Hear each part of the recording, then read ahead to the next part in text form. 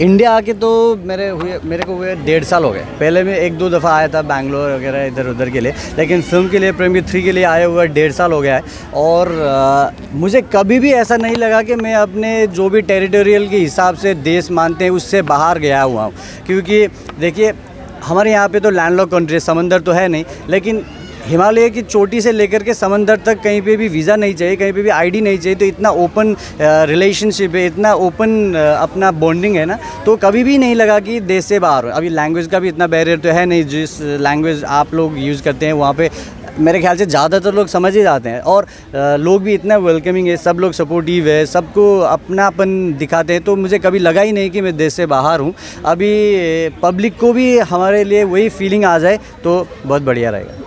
दिल्ली का रिस्पांस कैसा लगा? दिल्ली का, मैं दिल्ली इससे पहले कब आया था, एक एग्रीमेंट के लिए आया था, थोड़ी टाइम पहले था, लेकिन उस वक्त थोड़ी ठंडी थी और हम ऑटो पे चल रहे थे। मैं मुंबई से आया था तो मेरे पास जैकेट नहीं थी, तो मेरे पहले एक्सपीरियंस वो था। रात को बहुत ठंडी लगी थी, लेकिन अब मैं सोच के आया था कि ठंडी है दिल्ली, तो मैं ये वो ब्लेजर्स वगैरह डाल के आया, तो अभी गर्मी लग रही है। हाँ, तो एक्सपीरियंस के हिसाब से तो थोड़ी कन्फ्यूज़ हो रहा हूँ, लेकिन प्यार के हिसाब से बात करूँ तो बहुत बढ़िया है, सबसे एक बहुत रेस्पॉन्स मिल रही है। आपकी मूवी भी आ रही है हाँ। वर्जन में, क्या मूवी है, कैसा रिस्पांस?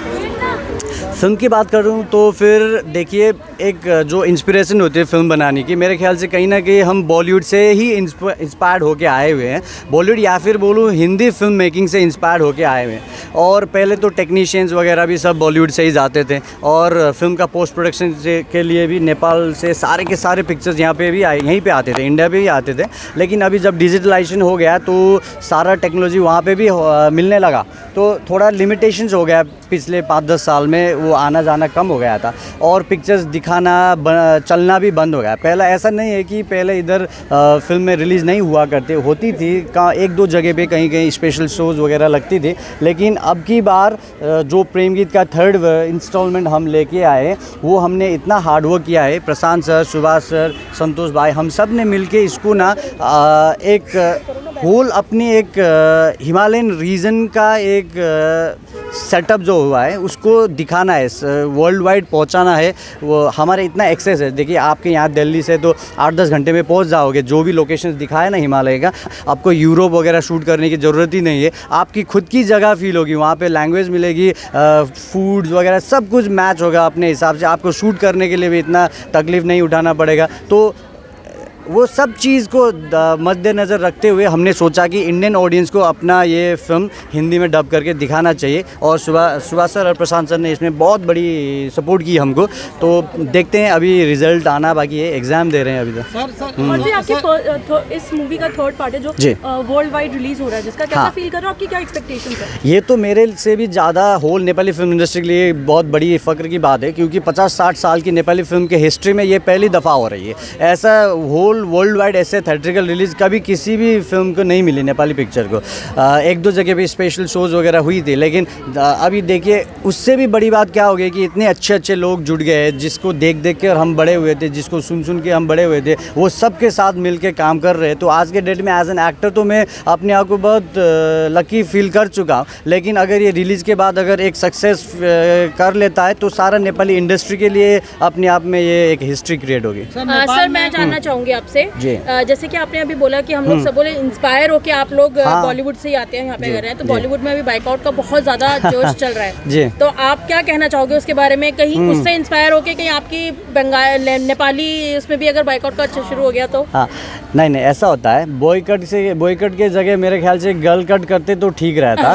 गर्ल कट का मतलब ऐसा होता है, नेपाल में ना गर्ल्स को फ्री एंट्री होती है क्लब में, सो दैट बॉयज़ अपने आप पीछे पीछे चले आते हैं। नहीं ठीक है, तो अगर जिसका भी इंटेंशन है किसी को गिराऊं या फिर किसी को एक सबक सिखाऊं, उस हिसाब से इंटेंशन है तो फिर गर्ल कट कर दें, बॉयज़ गर्ल दोनों एक साथ ही हो जाए। और इंडस्ट्री को मेरे ख्याल से क्या करना है, उनको भी गर्ल कट करना है। गर्ल का मतलब बातें होती है ना, बातें कम करके काम पे फोकस करो तो फिर ये बॉयकट की नौबत ही नहीं आती ना। तो गर्ल कट करते हैं सब, बातें कम करते हैं, बस काम करते हैं। तो आप कितनी मेहनत आपको लगती है अपने इस काम में कि हाँ भाई आप चल रही है, मेहनत चल रही है, उसके बाद भी लोग वो रिस्पॉन्स नहीं दे रहे हैं, ऐसा कुछ आपको लगता है? क्योंकि जो अभी रिसेंट भी मूवीज रिलीज हुई हैं उनमें मेहनत काफ़ी दिखी है, लेकिन वो रिस्पॉन्स नहीं मिला है। इंडो नेपाल को बहुत अभी रिस्पॉन्स मिल रहा है। सारी जगह से प्यार मिला है। जिससे इंस्पायर्ड है बॉलीवुड से, लेकिन उसे अच्छा रिस्पॉन्स नहीं मिला। नहीं, ऐसा है, इंस्पिरेशन तो कहीं से भी ले सकते हैं, लेकिन काम अलग ही रहता है ना। आप कोई किसी से इंस्पायर्ड होने का मतलब कॉपी थोड़ी ना है। इंस्पायर्ड मतलब है सोर्स ऑफ इंस्पिरेशन के हिसाब से।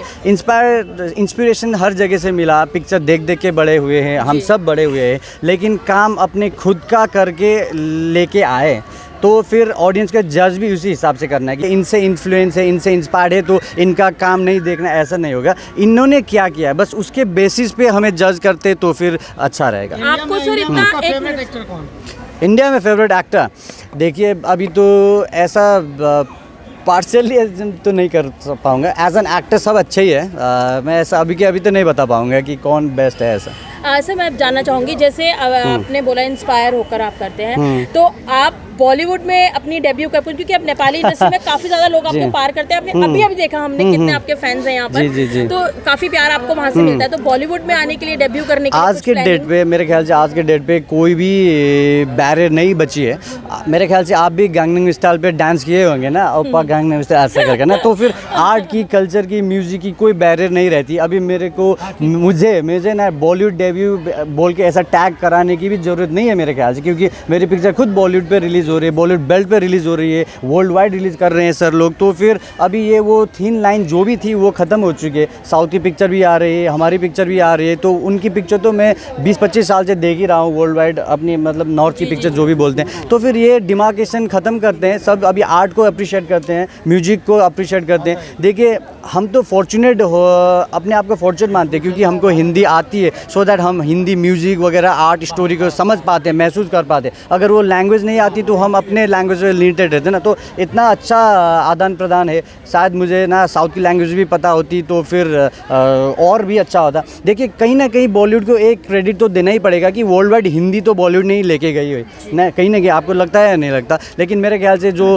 रामायण आई, महाभारत आई, ओम नमः शिवाय आई, फिर बाद में चंद्रकांत, ऐसा चीज़ है जिसने हमें हिंदी सिखाई है। क्योंकि नेपाल में तो हिंदी का क्लासेस तो होती नहीं है, तो हमने सीखी तो पिक्चर देख के ही है। नहीं, शाहरुख, सलमान सर और जो भी है, जितने भी हैं, उन्हीं सबके पिक्चर देखे, सीरियल देखे, ओम नमः शिवाय देख करके तो बड़े हुए। तो फिर कहीं ना कहीं क्रेडिट देना पड़ेगा कि आर्ट कल्चर को वर्ल्ड वाइड पहुँचाया है फिल्मों ने। तो फिर ऐसा बॉयकॉट वगैरह की वजह अच्छी काम की तरफ फोकस करते हैं, और वही है जो आपने अभी पूछा। Thank you sir. जी।